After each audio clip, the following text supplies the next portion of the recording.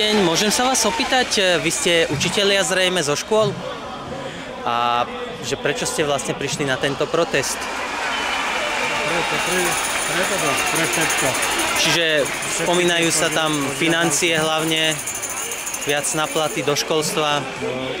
Súhlasíte s týmito požiadavkami? Samozrejme, nie len o platy, ale aj celkový prísun finančných prostriedkov do rezortu školstva aj na prevádzku škôl, ale hlavne čo sa týka finančného ohodnotenia aj pedagogických pracovníkov, aj nepedagogických pracovníkov, lebo skutočne sú na chvoste spoločnosti.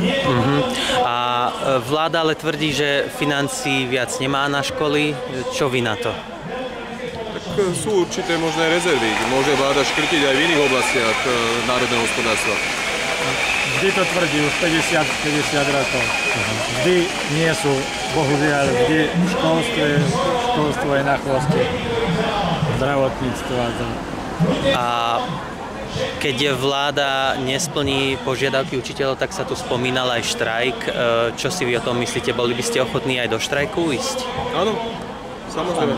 Aj podľa nálady na vašej škole, aj vaši kolegovia a učitelia sú k tomu naklonení? Určite, hej. Z našej školy je tu väčšina pedagogických a nepedagogických pracovníkov. Okolo 95% pracovníkov. Aha. A vy ste z Bratislavy či z iného mesta? Stredná odborná škola obchodu a služieb žiadna vlna.